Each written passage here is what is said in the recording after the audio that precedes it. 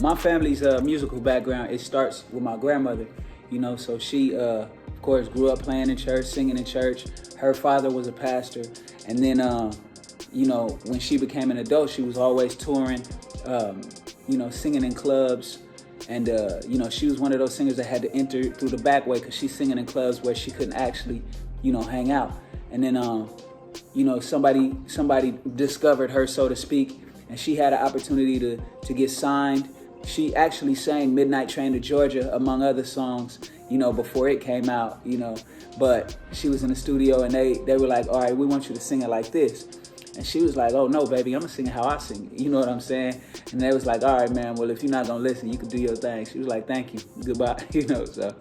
And then, so it started with her. My mother and my uncle both do music professionally.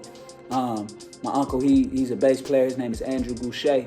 And he played for like Shaka Khan, Prince. He toured the world with some of everybody. He played behind Destiny's Child. You name it, he probably played for him. And, so as a youngster coming up, I was always in the middle of like jam sessions or church services where like the people on stage killing it were my family. And just seeing that just instill something in me. It's like, oh, I can do this. You never question yourself when the people who raised you are doing it at the highest level. So that was my musical upbringing. And my mom sat me down and started teaching me piano as early as 6 years old. So that was the start of it. By 10 years old, I'm writing raps and songs and stuff. And, by the time I'm 13, I'm making beats and, so my first thing when I went to college, I started my own independent label and built a studio and all kind of things. So just been at it throughout my entire life, and now I'm 34 years old and, we getting it. So it's just, I kind of was groomed, and me and my brothers and my cousin Tiffany Goucher, we were all groomed to do this. Well, so there was a high school that I taught at. The last teaching job I had, I taught at a high school for recording arts, and it was a recording arts school, and they have one out in Minnesota, in the heart of, where everything kicked off with the Black Lives Matter movement, round 2, but they started one out here, and I was teaching, music theory. I was teaching music engineering as well as like, financial, literacy and all kind of other stuff. But I'm a Spanish teacher by trade, so that was my first teaching gig, The West Coast was rich. It was rich with so many artists, so many producers. Like I paid attention to producers. Like one of my favorite producers coming up was Battlecat, DJ Battlecat, the great, and people who know what his contribution to the West Coast sound is, not was, still is, And I had one song on my last project that he produced along with Lawrence from 1500. And then I also have a song that he produced with my bro Siege on this next project. So it's like coming up, like when you have a sound that both captures and moves West Coast culture,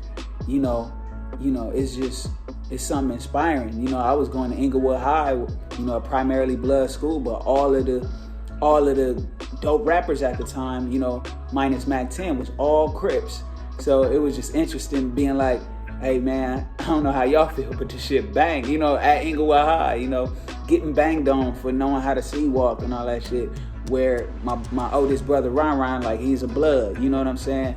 And so it was that West Coast experience that the music fed it and it fed the music, you know what I'm saying? It's that relationship. So, but yeah, I listened to all that. The Snoop, my favorite at the time was Corrupt, He was just spitting, and to be that gangster and that lyrical was just like, okay, I fool with that. Part of it is cool and part of it ain't. And that's the schizophrenic nature of gang culture, because on one hand you got tragedies happening in the streets that everybody experiences, like losing, like in my teenage years I lost so many homies. I was like a pallbearer 3, 4, 5 times before I turned 17, you know? So there's that element that's real and it's not to be glorified, but then there's the element where it's like the street code and the camaraderie and just the discipline that you learn from really understanding what respect is. You know, I learned respect from being no stranger to that element, you know what I'm saying? And I didn't even like push a line like that, you know, but you know, I was no stranger to moving around through the city, through the Inglewood streets, you know. I decided to step up and, you know, structure my team and my movement in a way that was really gonna level us up. I did that when I looked up and noticed that my family was good, you know. A lot of times, I looked around years back and, you know, we were not in a good place as a unit, you know what I'm saying? Like my cousins and my brothers, you know, sometimes we lived, all of us together, you know, we slept on floors and blow up mattresses. And then, so my primary goal at the time was to make sure they were good.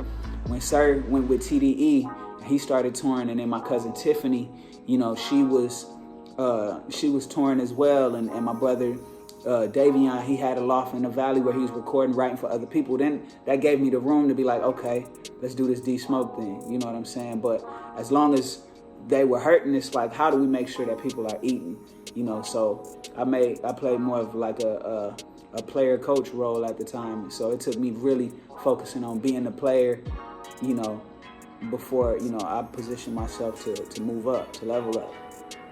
I was doing a series called Run the Subtitles. So part of, you know, after I structured my team, got my management together, we were like, all right, we had a dope project already ready.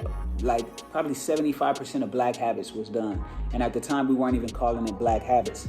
But we had a lot of that body of work done. And then instead of like dropping it for the like, you know, 7,000 people who knew who I was at the time, we're like, all right, how do we utilize the internet, Spotify, YouTube, these tools to slowly grow the following, right? So we gave ourselves a year of posting a video every week of me rapping in English and switching to Spanish and putting subtitles in both languages and doing that as a campaign, just understanding how the internet operates, like what tools did we have at our disposal, you know? And so it's like using hashtags and different things to just get these reshares and people kind of catch wind. It's like, oh, it's this dude that's doing something consistently, so they can look forward to it every Friday, you know? And so that started picking up. And after so many people shared it, like, hey, it's this kid out of Inglewood that's different, you know? The producers of Rhythm and Flow caught wind, and then they reached out and were like, hey, we see what you're doing. Submit your application, submit some links of your music videos, and I had all of that ready.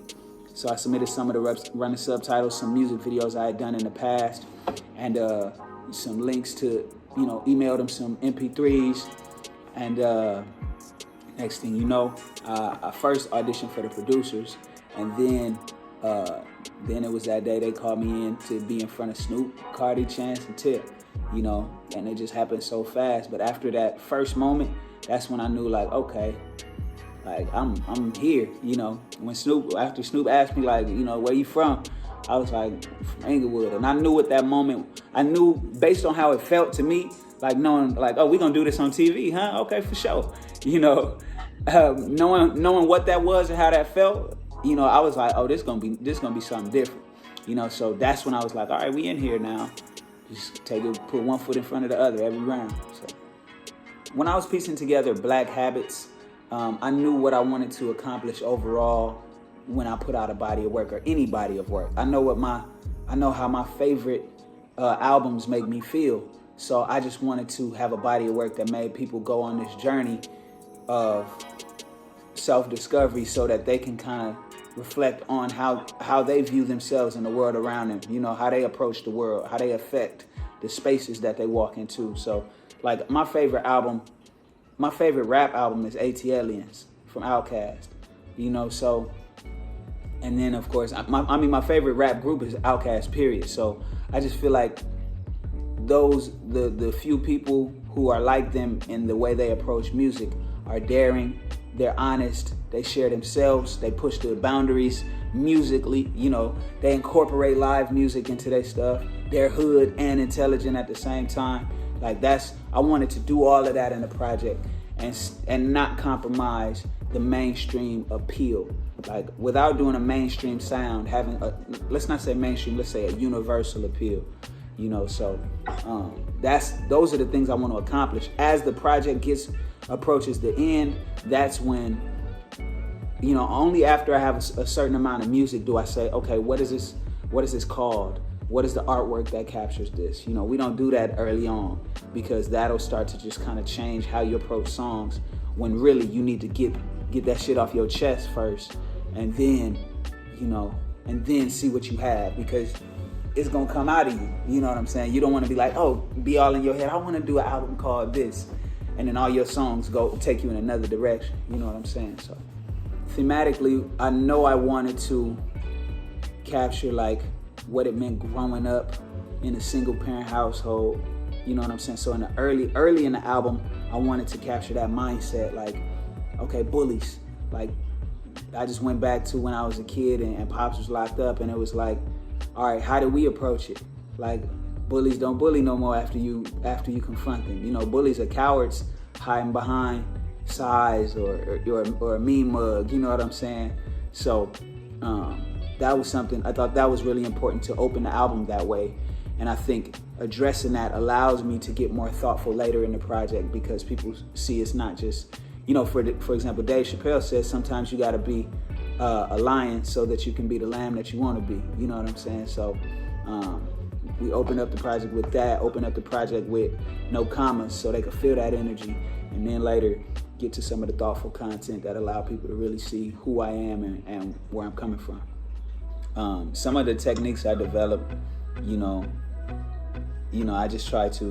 I try to, like, one thing, I don't want people to be able to guess every next line. You know what I'm saying? So you set them up, they guess a couple, then you switch it.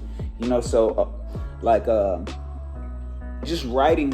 I had a couple good writing teachers too, like creative writing courses and stuff, where it's like, okay, we're gonna do some internal rhyme here, or we're gonna put an alliteration. We're gonna be like, time is ticking, I tiptoe through the, you know what I'm saying?